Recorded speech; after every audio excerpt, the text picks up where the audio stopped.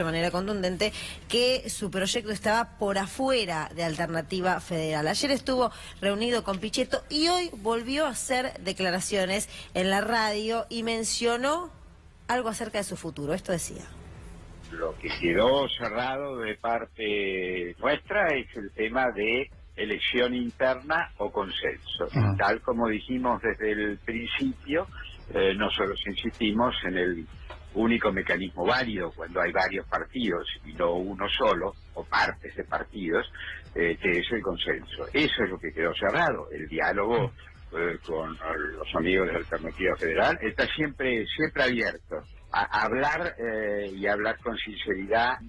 Yo no voy a participar de una estructura ligada al Partido Justicialista solamente porque Consenso 19 plantea un gobierno de unión nacional con parte del justicialismo, parte del radicalismo, el socialismo, el GEN y mucha gente de la sociedad civil.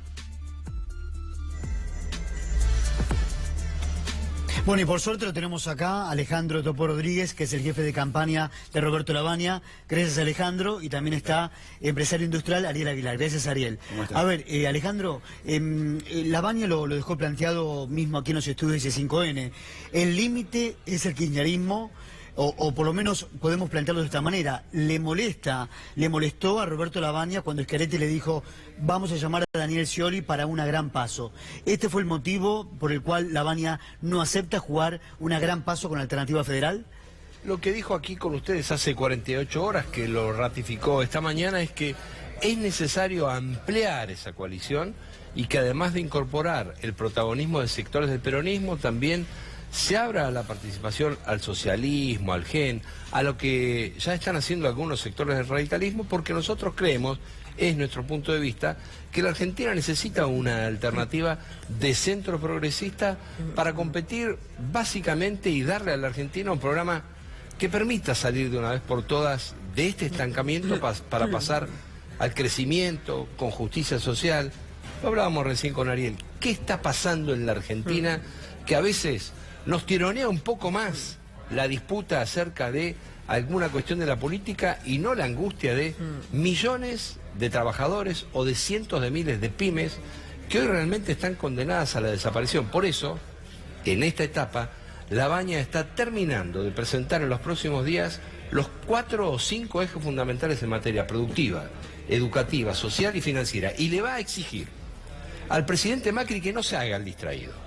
Porque en medio de toda esta discusión lo que hace el gobierno es distraer y agrandar las discusiones que no hacen al fondo de la cuestión. El gobierno tiene la responsabilidad de dejarle al próximo presidente un camino y un sendero viable en materia financiera internacional y ya debe trabajar para correr los vencimientos de la deuda, recomprar bonos de la deuda argentina hasta 2024 para que cualquiera sea el próximo gobierno pueda dedicar el esfuerzo a la recuperación del trabajo y de la producción. Pero puede haber entonces, en términos políticos, una nueva charla con Urtubey, con Massa, con Schiaretti, con Pichetto ya la hubo, por supuesto. No descarte ningún diálogo, pero yo me permito sumarle a eso también el énfasis que hay que poner en ampliar una coalición. Y esto significa un rol protagónico también del socialismo, del GEN, eventualmente de sectores del radicalismo, van a tener su convención el próximo lunes. Y un punto importante, si solo nos juntamos los de la política, no vamos a completar una propuesta razonable para la Argentina. Tienen que estar los pequeños y medianos productores, tanto industriales como agroindustriales, los sectores del servicio y del comercio, tan castigados, los sectores de la cultura, las mujeres que trabajan los temas de género y equidad de género, que es muy importante, la cuestión medioambiental y los jóvenes. Esa es la propuesta que nosotros estamos construyendo. Ariel, como empresario industrial, has tenido múltiples encuentros con Axel Kicillof. A ver, ¿por qué crees vos que Axel Kicillof tiene que ser el candidato a gobernador de la provincia de Buenos Aires? Bueno, yo creo, en primer lugar, muchísimas gracias por la invitación, como siempre. A ver, es un candidato que conozco, que pudimos trabajar las pymes con él, que trabajamos en una ley de producción y consumo. Lo que teníamos era un proyecto que apuntaba directamente a la industrialización en la Argentina. La realidad es que en estos años perdimos porque el proyecto de país que se puso en marcha fue absolutamente otro, ¿no? Yo ayer escuchaba, por ejemplo, a Mauricio Macri diciendo una frase que la quise guardar porque dijo que las pymes, es lógico que las pymes no exporten porque se la hicieron difícil. En teoría, en el gobierno anterior. La realidad es que hoy la tenemos difícil porque nos dolarizaron la estructura productiva. Porque el 80% de la estructura productiva está dolarizada, menos los salarios, con lo cual además se destruyó el mercado interno. Entonces, cuando vos tenés tarifas en dólares, combustibles, insumos básicos, está muy difícil ganar mercados en el exterior. Bueno, lo que por ahí yo veo, y me tocó ver y trabajar con Axel Kicillof, es que tenía un proyecto de país que apuntaba directamente a la industrialización, cosa que hoy no vemos y que creemos que a nivel nacional se empieza a discutir esto y esto es positivo. Yo escuchaba recién al topo y creo que es muy positivo el hecho de que distintos candidatos estén con la palabra industria, que tomen la producción y el trabajo como banderas de desarrollo. Porque el problema que tenemos acá es cuando solamente discutimos caras, no, discutamos qué proyecto de país queremos, discutamos que si queremos inserción inteligente en el mundo, como dice Macri, ¿qué es la inserción inteligente en el mundo? Si es vender productos agropecuarios y entregar nuestra industria o qué tipo de inserción queremos. Esto es lo que se define en la Argentina en la próxima elección. Sí, por supuesto, me parece Axel Kicillof el mejor candidato para la provincia. ¿Qué debieran hacer los próximos gobernantes en relación a la industria para que haya una reactivación rápida? Porque la realidad es que las pymes le están pasando muy mal. Mira, hay cosas que obviamente son estructurales y me parece que esta es la etapa que vamos a tener que discutir estructura, pero hay una contingencia.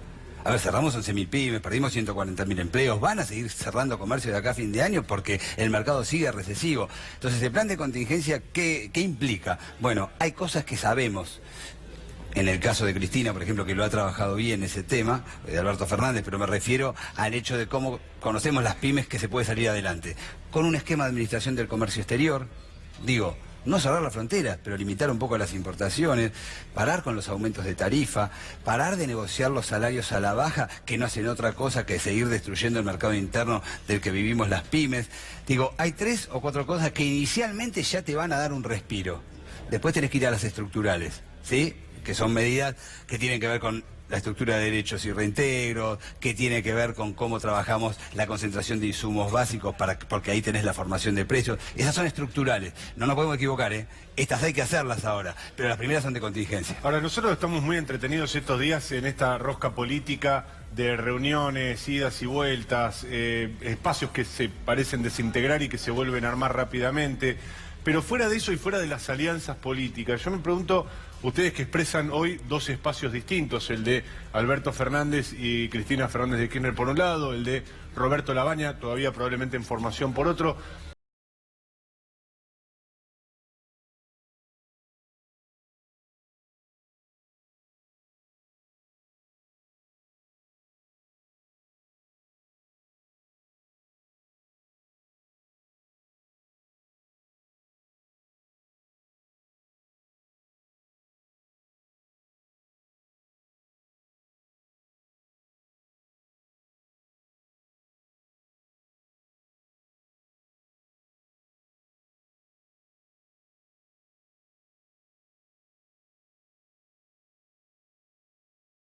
En 2002, la mayoría se borraba y otros profetizaban el caos. Creó 3.100.000 puestos de trabajo. Logró una economía creciendo al 9% con menos de 10% de inflación. Eso significa tener experiencia y también la capacidad de transformar lo que es una crisis en una oportunidad de crecimiento, trabajo, en un círculo virtuoso donde el consumo popular reactivó la producción y también de manera responsable llegamos a tener equilibrio fiscal, sin déficit fiscal en la nación y en las provincias. Creo que eso es una carta de presentación importante y también los nuevos desafíos. Después de 25 años la Argentina tiene un sistema educativo inmensamente injusto y desequilibrado entre provincias y entre la educación pública y la educación privada. No puede haber provincias con educación excelente y otras con educación mala. No puede haber educación pública de mediana calidad y educación privada que esté más bien a disposición de los que más tienen. El Estado central, la nación tiene que tener un rol muy fuerte y muy activo para mejorar la situación educativa en la Argentina. Ariel.